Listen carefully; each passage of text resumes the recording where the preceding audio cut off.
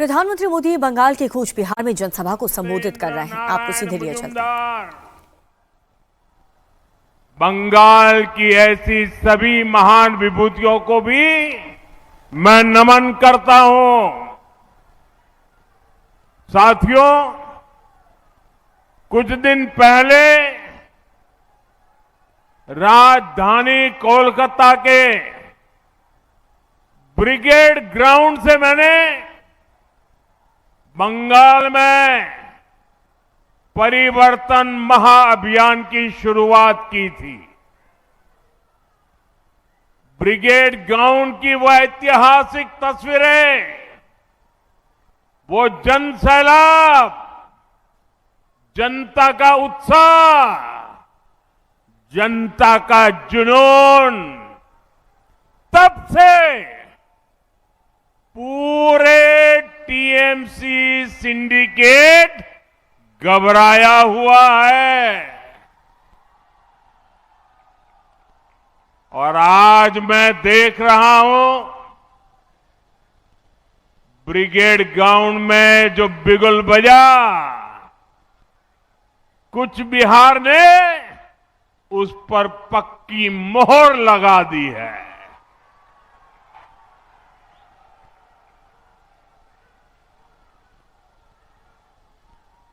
इस माहौल और हुजूम ने ये पक्का कर दिया है, टीएमसी के पापों का घड़ा अब भर चुका है। पूरे बंगाल में इस समय एक ही आवाज गूंज रही है, पलटानो दोरकार, पलटानो दोरकार, पलटानो दोरकार। भाइयों बहनों, आज कूच बिहार में जो दिख रहा है, ये आप सबका विश्वास है। मैं आज हेलीकॉप्टर से उतरा, जो भी वहां साथी रिसीव करने आए थे, मैं नमस्ते करता था और वो एक ही बात बोलते थे, अरे मोदी जी जीत जाएंगे, अरे मोदी जी जीत जाएंगे। हर एक, और हेलीपैड से यहां आने तक ऐसा माहौल मैंने देखा, अच्छे अच्छे रोड शो भी फिक्के पड़ जाए, ऐसा उमंग और उत्साह देखा। और ये भी, मैं इस मैदान में पहले भी आया हूं, लेकिन ये तो सारे रिकॉर्ड तोड़ रहा है। ये विश्वास है उज्जवल भविष्य के लिए, ये विश्वास है नए बंगाल के लिए, बीजेपी की नई सरकार के लिए। मैं इस आशीर्वाद के लिए आप सबको, पूरे बंगाल के मेरे भाइयों बहनों को सर झुका करके प्रणाम करता हूं। मोई तुमार गुलर मानसी आसोंग, तुम्हार आशीर्वाद आर भालोबासा मोर ताकत। साथियों, इस बार बंगाल में एक और टीएमसी का भय है, और इसका मुकाबला करने के लिए आपके पास भाजपा का भरोसा है। एक और टीएमसी के कटमनी और करप्शन का भय है, दूसरी ओर विकास को तेज रफ्तार देने वाली भाजपा का भरोसा है। एक और घुसपैठ कराकर विदेशियों को यहां बसाने का भय है। दूसरी ओर घुसपैठ रोककर सारे घुसपैठियों को बंगाल से बाहर करने का भाजपा का भरोसा है।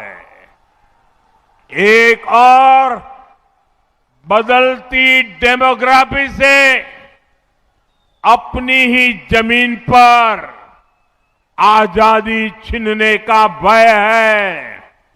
दूसरी ओर अपनी माटी पर गर्व के साथ सिर उठाकर जीने का अटल भरोसा देने वाली भाजपा है।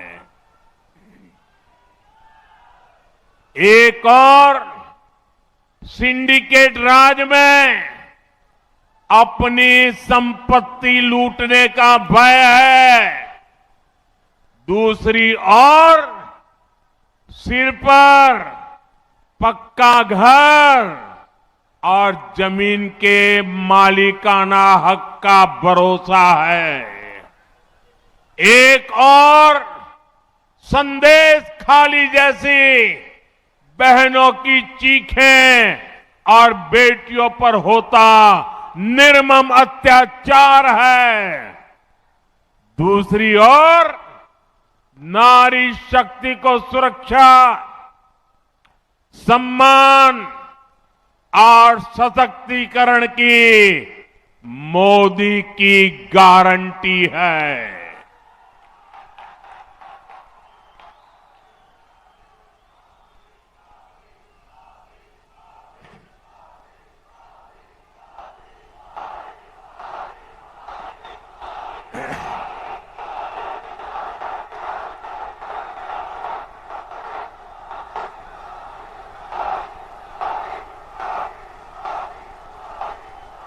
एक और बढ़ती बेरोजगारी और पलायन का भय है। दूसरी ओर सुशासन, रोजगार और एक आत्मनिर्भर बंगाल का भरोसा है। साथियों, मैं आपको एक और बात कहूंगा।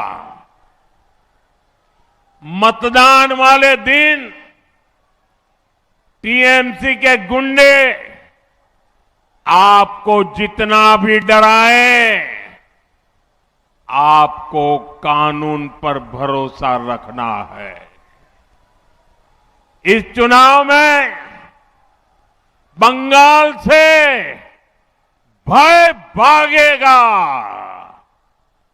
भाजपा की महाविजय से भरोसा जागेगा।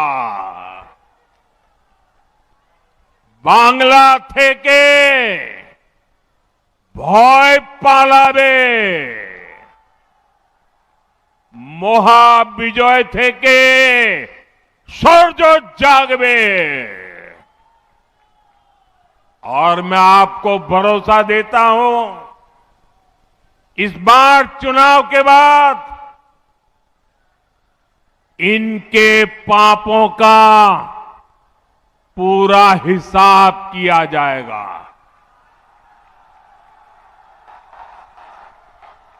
चुन चुन के हिसाब किया जाएगा।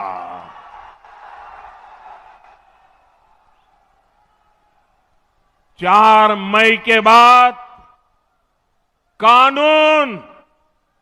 कानून अपना काम करेगा। चाहे कोई बड़े से बड़ा गुंडा क्यों न हो, इस बार न्याय होकर रहेगा।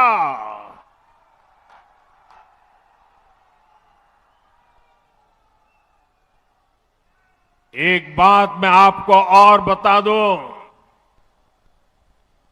ये इतने वर्षों से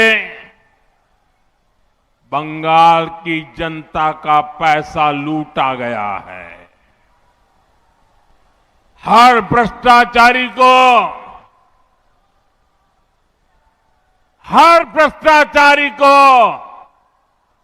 ये जो लूटा हुआ पैसा है ना, वो जनता को लौटाना ही पड़ेगा।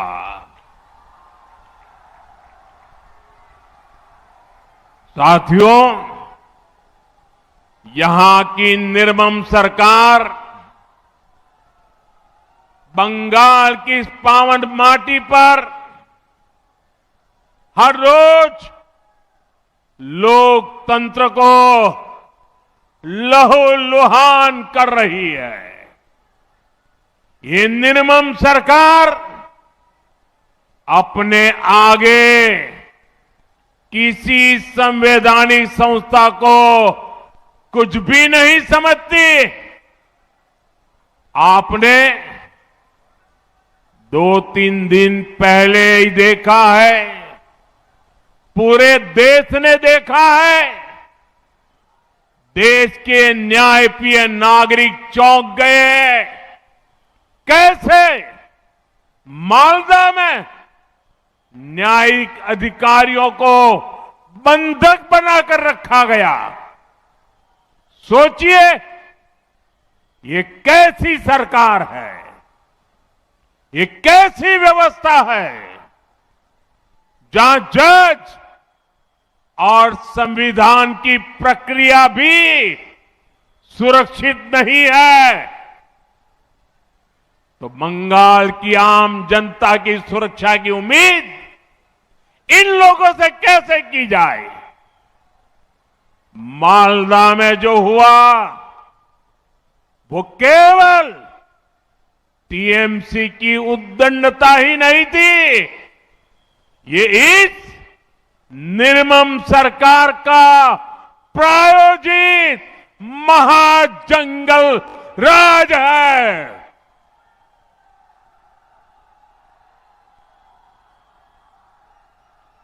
महाजंगल राज है। ये टीएमसी जब न्याय का शिकंजा कसता है तो संवैधानिक संस्थाओं का गला घोंटने का काम करती है। और अब तो हालात इतने खराब हो चुके हैं कि देश की सर्वोच्च अदालत, सुप्रीम कोर्ट को भी दखल देना पड़ रहा है। हर कोई देख रहा है कि टीएमसी बंगाल में कानून व्यवस्था का जनाजा निकालने पर तुली है। साथियों, हमारा बंगाल शक्ति पूजा की धरती है। मैं यहां आई सभी बहनों बेटियों को, बंगाल की हर बहन बेटी से कहूंगा, बीजेपी आपके सम्मान और आपकी समृद्धि के लिए मैदान में है। बीजेपी सरकार आएगी तो महिलाओं के सच्चे सशक्तिकरण का रास्ता खोलेगी। और यह हमारा ट्रैक रिकॉर्ड है। इसलिए आज पूरे देश में बहनों बेटियों की फर्स्ट चॉइस बीजेपी है। साथियों, अभी तक केंद्र की बीजेपी सरकार ने हर प्रकार की मूल सुविधाएं बहनों तक पहुंचाई। देश की 3 करोड़ बहनों को लखपति दीदी बनाया। लेकिन ये बहुत आवश्यक है कि देश के लिए होने वाले फैसलों में भी महिलाओं की भूमिका और अधिक बढ़े। इसलिए हमारी सरकार ने लोकसभा और विधानसभा में महिलाओं के लिए 33% रिजर्वेशन देने का कानून बनाया था। पश्चिम बंगाल सहित देश भर की बहनों को 2029 के 2029 के लोकसभा चुनाव से ही इसका फायदा मिले, अब ये सुनिश्चित करने का प्रयास है।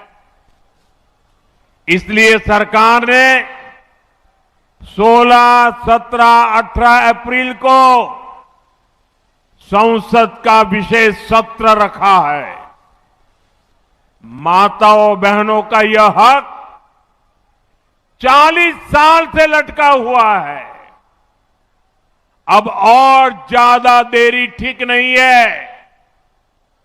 और हां साथियों, मैं कूच बिहार से देश के सभी राज्यों को फिर भरोसा दिलाता हूं कि जिन भी राज्यों ने जनसंख्या नियंत्रण में अच्छा काम किया है, उनको सीटों के विषय में कोई नुकसान नहीं होगा,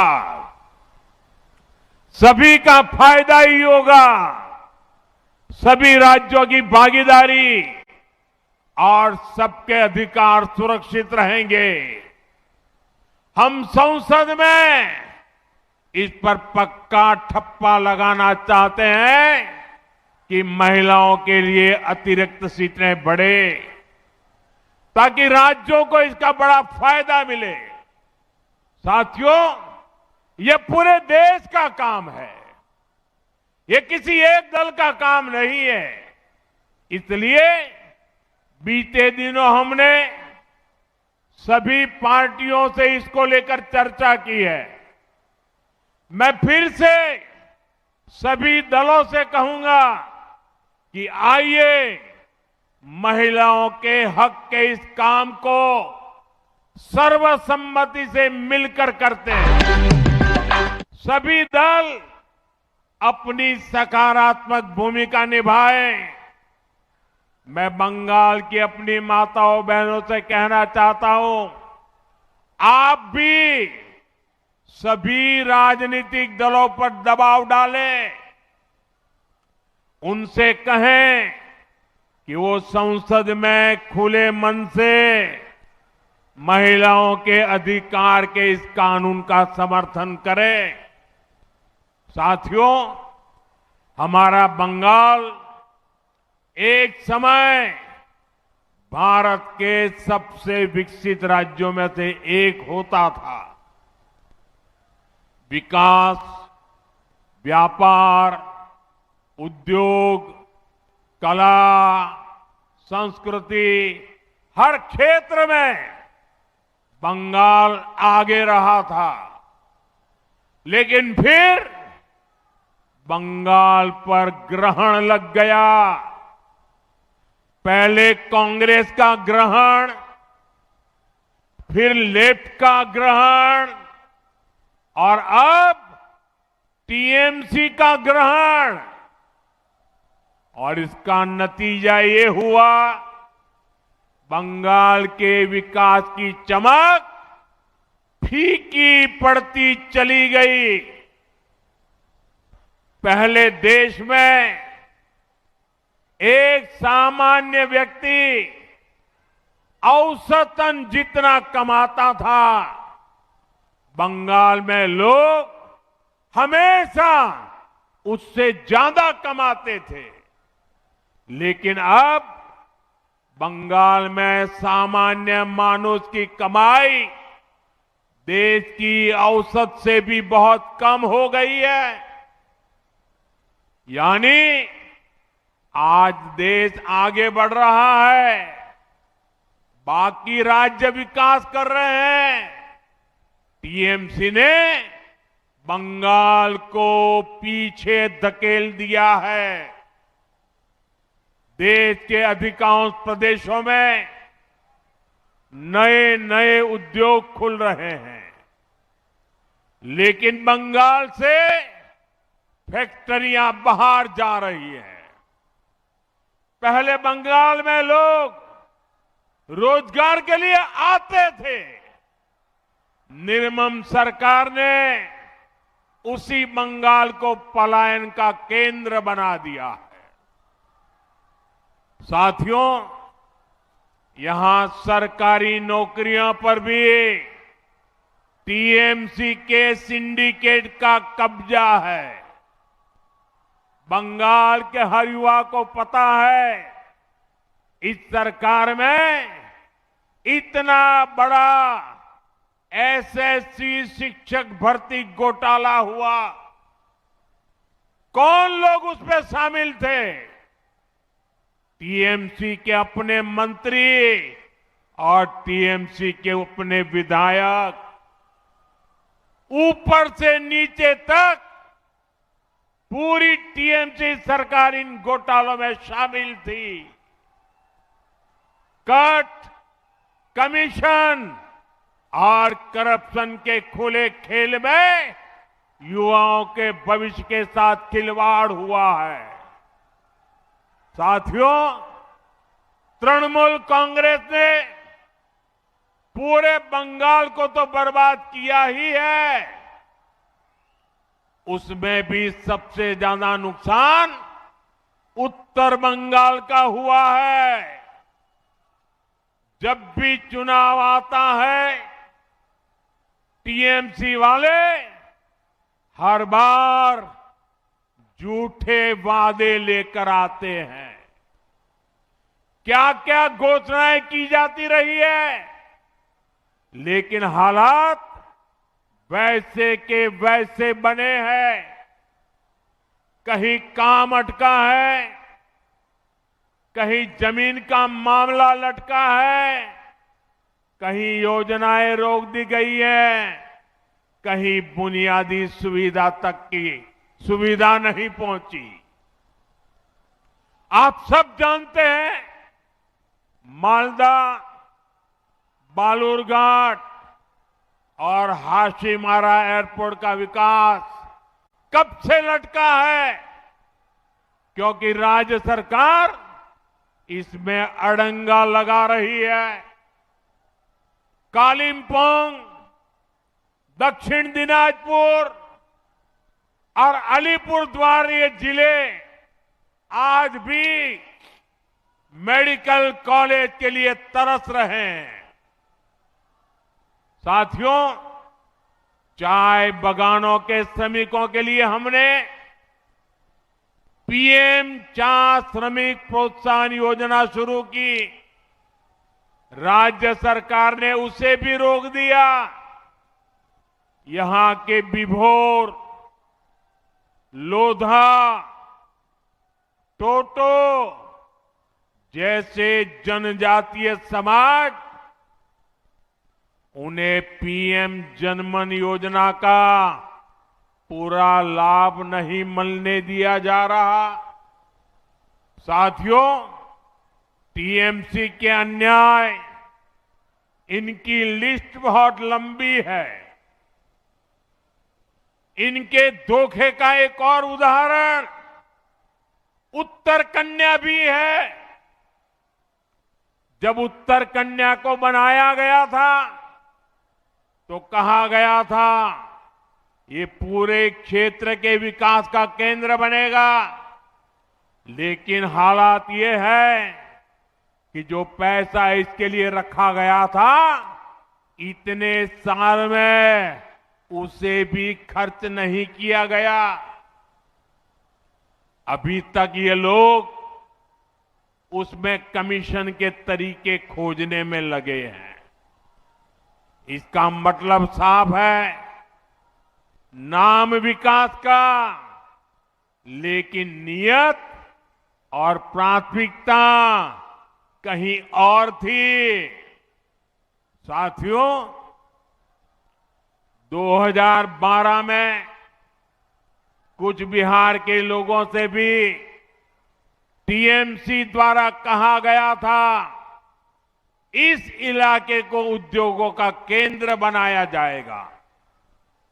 बार बार वही वादा दोहराया गया, लेकिन आज 14 साल बाद सच्चाई क्या है? जमीन पर कोई काम नहीं हुआ।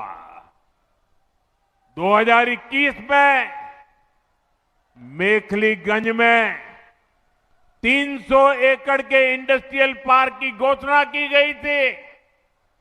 आज 2026 चल रहा है, पूरे 5 साल हो गए, लेकिन इंडस्ट्रियल पार्क तो छोड़िए, एक फैक्ट्री तक नहीं लगी।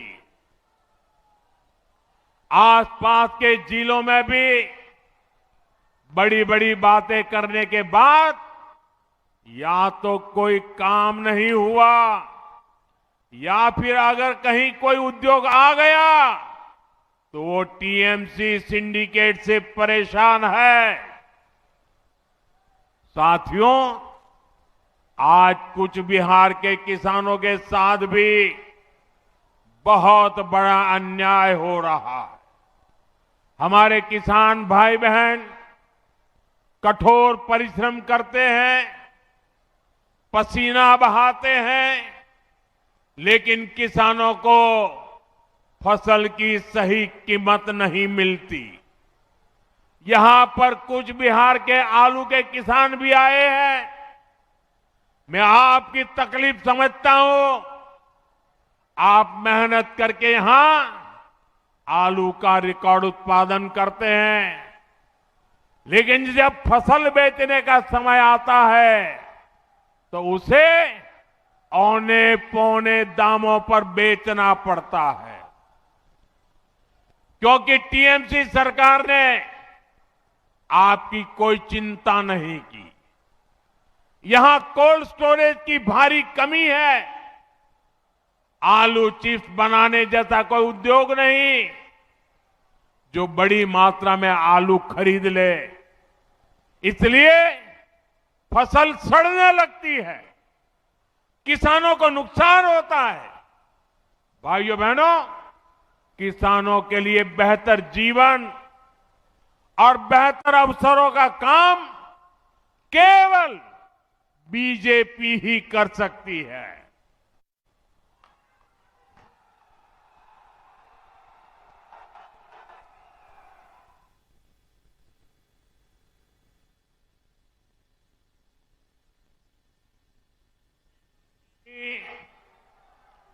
ढाई लाख किसानों को हमारी सरकार ने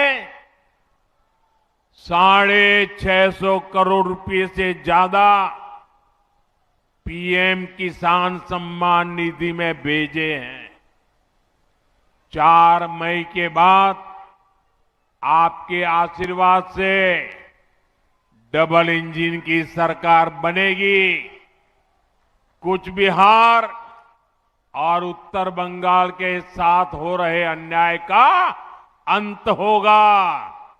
ये मोदी की गारंटी है।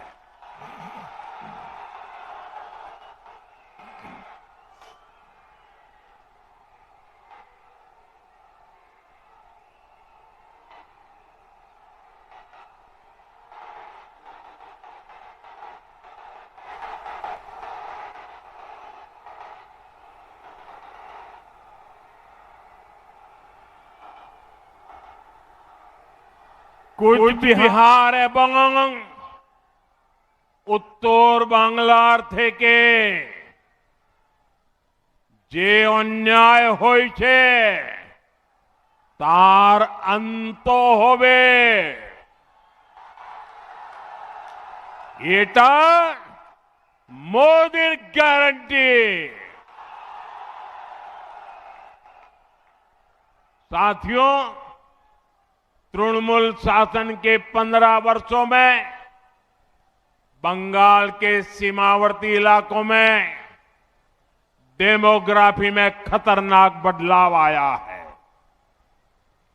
इन घुसपैठियों को टीएमसी का सीधा संरक्षण मिलता है। टीएमसी ने सीधे अपने सिंडिकेट में भर्ती करती है। इनसे बंगाल के लोगों की सुरक्षा को बड़ा खतरा पैदा हो रहा है। इसलिए भारत सरकार घुसपैठियों की पहचान कर उन्हें बाहर निकालने के लिए काम कर रही है।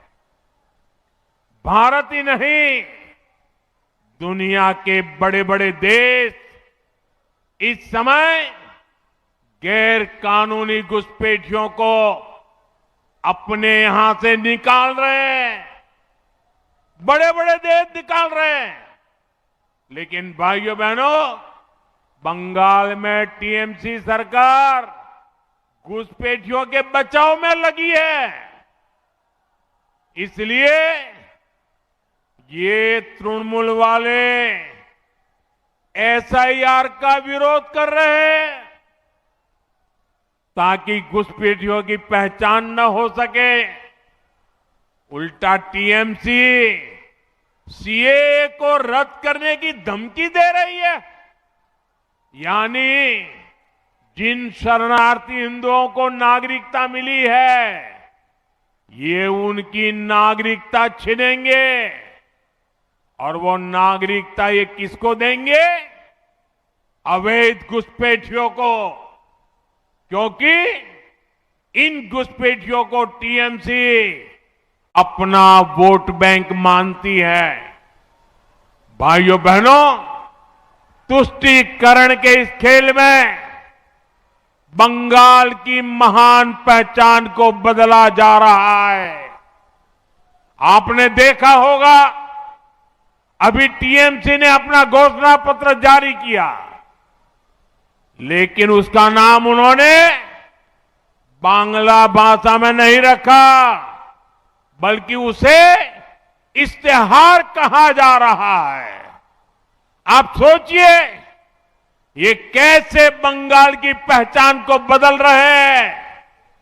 आप जानते हैं ना, इश्तेहार का इस्तेमाल बंगाल में किस लिए हुआ था? 1905 में मजहबी ताकतों ने बंगाल में लाल इश्तेहार जारी किया था। उसके बाद हिंदुओं का नरसंहार किया गया था। टीएमसी हमें उसी की याद दिलाना चाहती है। आपको भूलना नहीं है, यहां निर्मम सरकार में खुलेआम धमकी दी रही है कि एक खास मजहब के लोग बंगाल में हिंदुओं का रहना मुश्किल कर देंगे। तुष्टीकरण का ऐसा घिनौना खेल बंगाल के सम्मान और बंगाल की संस्कृति को मिटाने का ऐसा षड्यंत्र, लेकिन अब बहुत हो गया। अब बंगाल की पहचान बदलने वालों की विदाई बंगाल ने तय कर ली है। एक बार বাংলার পরিচয় বদলানোর চেষ্টা যে করছে তার বিদায় হবে।